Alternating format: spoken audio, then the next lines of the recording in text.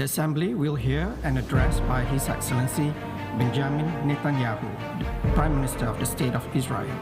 Pidato perdamaian Perdana Menteri Israel di sidang PBB. I have great pleasure in welcoming His Excellency Benjamin Netanyahu, Prime Minister of the State of Israel. I invite him to address the Assembly.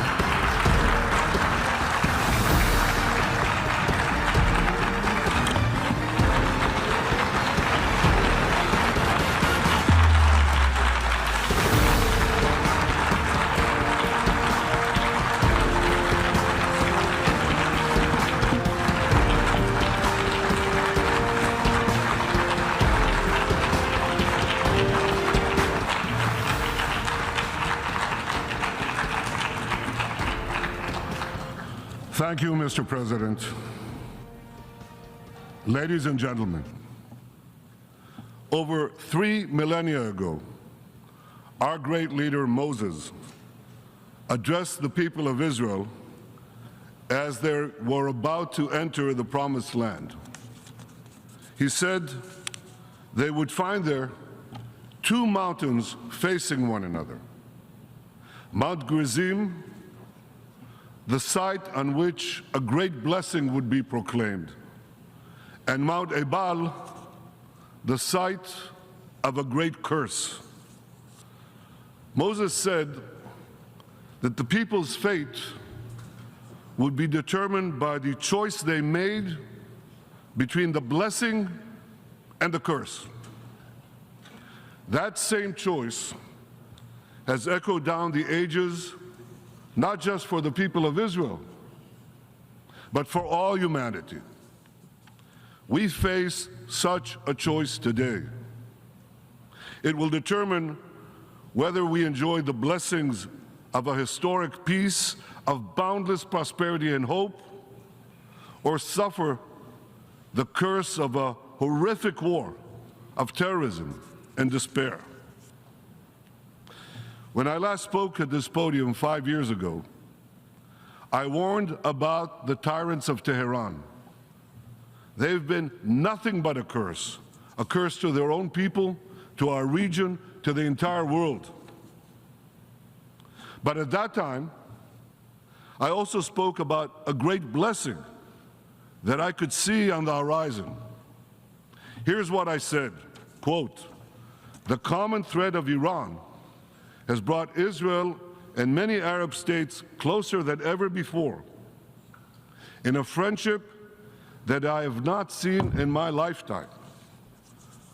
I said the day would soon arrive when Israel would be able to expand peace beyond Egypt and Jordan to other Arab neighbors, end quote.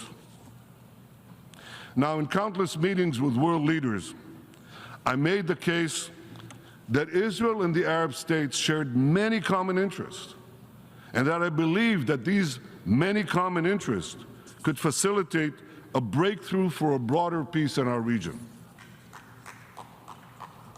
Thank you.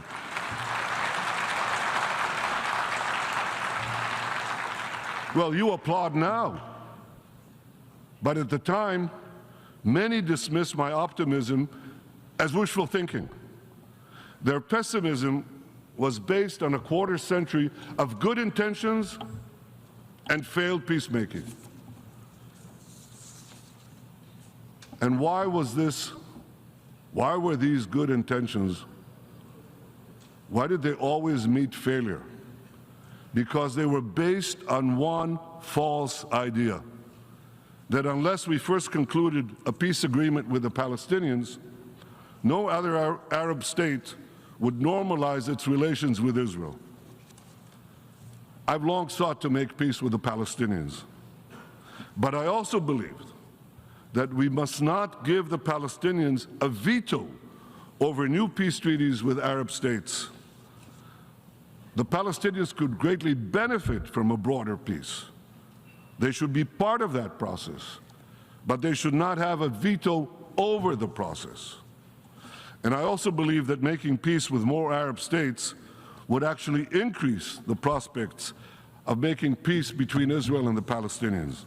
See, the Palestinians are only 2% of the Arab world, as long as they believe that the other 90% will remain in a warlike state with Israel, that larger mass, that larger Arab world could eventually choke, dissolve, and destroy the Jewish state.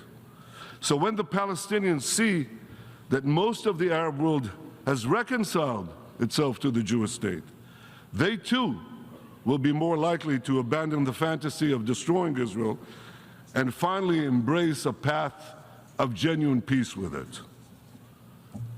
Now, for years, my approach to peace was rejected by the so-called experts. Well, they were wrong. Under their approach, we didn't forge a single peace treaty for a quarter century. Yet in 2020, under the approach that I advocated, we tried something different. And in no time, we achieved an amazing breakthrough. We achieved 4 peace treaties working with the United States. Israel forged 4 peace treaties in 4 months with 4 Arab countries: the United Arab Emirates, Bahrain, Sudan, and Morocco. The Abraham Accords were a pivot of history. And today, we all see the blessings of those accords. Trade and investment with our new peace partners are booming. Our nations cooperate in commerce, energy, water, agriculture, medicine, climate, and many, many other fields. Close to 1 million Israelis have visited the United Arab Emirates in the past 3 years. Every day, Israelis save time and money by doing something they couldn't do for 70 years. They fly over the Arabian Peninsula to destinations in the Gulf, India, the Far East, Australia. The Abraham Accords ushered in another dramatic change. It brought Arabs and Jews closer together. We see it in the frequent Jewish weddings in Dubai, in the dedication of a Torah school in a synagogue in Bahrain, in the visitors flocking to the Museum of Moroccan Judaism in Casablanca. We see it in lessons that are given to Arab students about the Holocaust in the UAE. There's no question. The Abraham Accords heralded the dawn of a new age of peace. But I believe that we are at the cusp of an even more dramatic breakthrough, an historic peace between Israel and Saudi Arabia. Such a peace will go a long way to ending the Arab-Israeli conflict. It will encourage other Arab states to normalize their relations with Israel. It will enhance the prospects of peace with the Palestinians. It will encourage a broader reconciliation between Judaism and Islam, between Jerusalem and Mecca, between the descendants of Isaac and the descendants of Ishmael. All these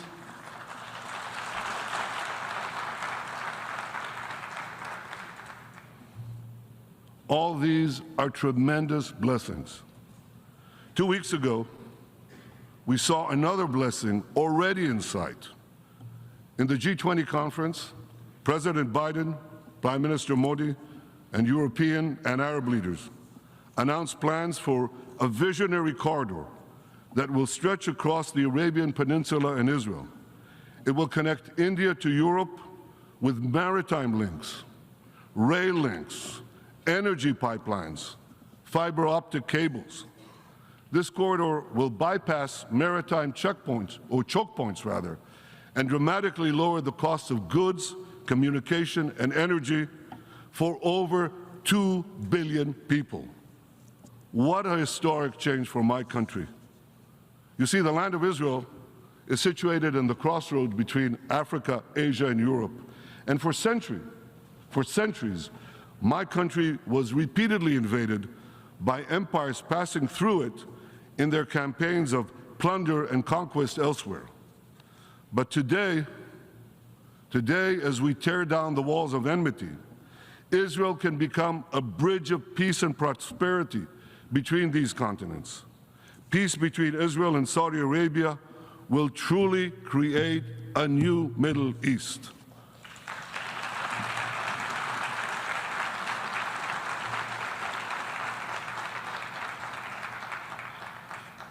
To understand the magnitude of the transformation that we seek to advance, let me show you a map of the Middle East in 1948, the year Israel was established. Here's Israel in 1948. It's a tiny country, isolated, surrounded by a hostile Arab world. In our first 70 years, we made peace with Egypt and Jordan, and then in 2020, we made the Abraham Accords, peace with another 4 Arab states. Now look at what happens when we make peace between Saudi Arabia and Israel. The whole Middle East changes. We tear down the walls of enmity. We bring the possibility of prosperity and peace to this entire region, but we do something else. You know, a few years ago, I stood here with a red marker to show the curse, a great curse, the curse of a nuclear Iran. But today I bring this marker to show a great blessing, the blessing of a new Middle East between Israel, Saudi Arabia, and our other neighbors.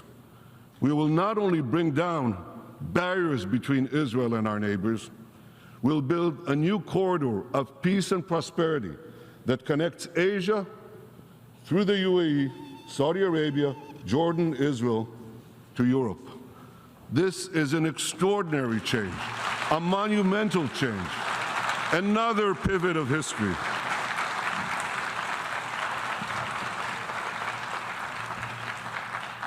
Now, as the circle of peace expands, I believe that a real path towards a genuine peace with our Palestinian neighbors can finally be achieved.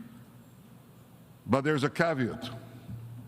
It has to be said here, forcefully. Peace can only be achieved if it is based on truth. It cannot be based on lies. It cannot be based on endless vilification of the Jewish people. Palestinian leader Mahmoud Abbas must stop spreading the horrible anti-Semitic conspiracies against the Jewish people and the Jewish state. I mean, he recently said that Hitler wasn't an anti-Semite. You can't make this up. But he did. He said that. And the Palestinian Authority must stop glorifying terrorists. They must stop its ghoulish pay-to-slay policy of giving money to Palestinian terrorists for the murder of Jews. This is all outrageous. It must stop for peace to prevail.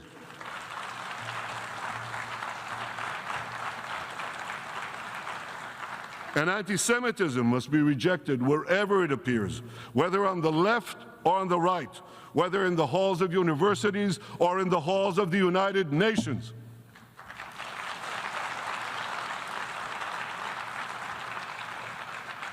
For peace to prevail, the Palestinians must stop spewing Jew hatred, finally reconcile themselves to the Jewish state. By that I mean not only to the existence of the Jewish state, but to the right of the Jewish people to have a state of their own in their historic homeland, the land of Israel.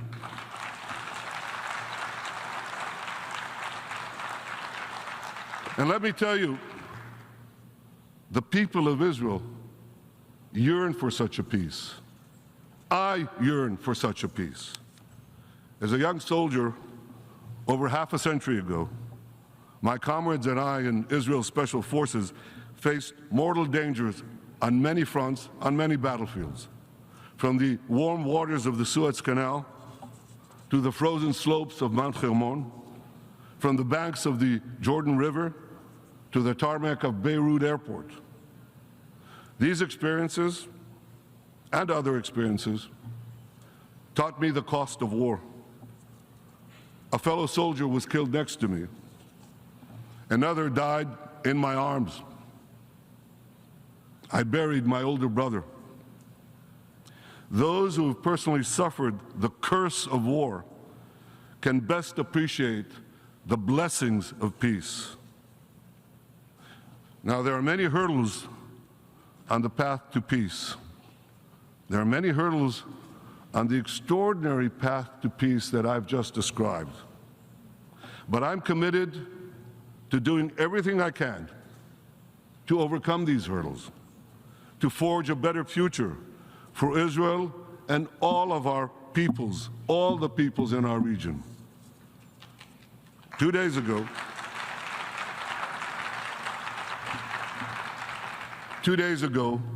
I discussed this vision of peace with President Biden. We share the same optimism for what can be achieved. And I deeply appreciate his commitment to seize this historic opportunity. The United States of America is indispensable in this effort. And just as we achieved the Abraham Accords with the leadership of President Trump, I believe we can achieve peace with Saudi Arabia with the leadership of President Biden.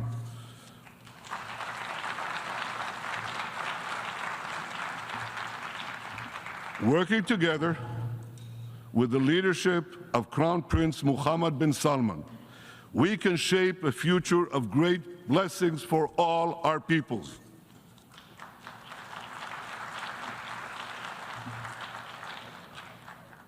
Let us bring forth the blessings of a new Middle East that will transform lands once ridden with conflict and chaos into fields of prosperity and peace. On behalf of the Assembly, I wish to thank the Prime Minister of the State of Israel for the statement just made. And I request protocol. Mari bergabung bersama Fakta Israel dalam tur ke Holy Land Desember 2023.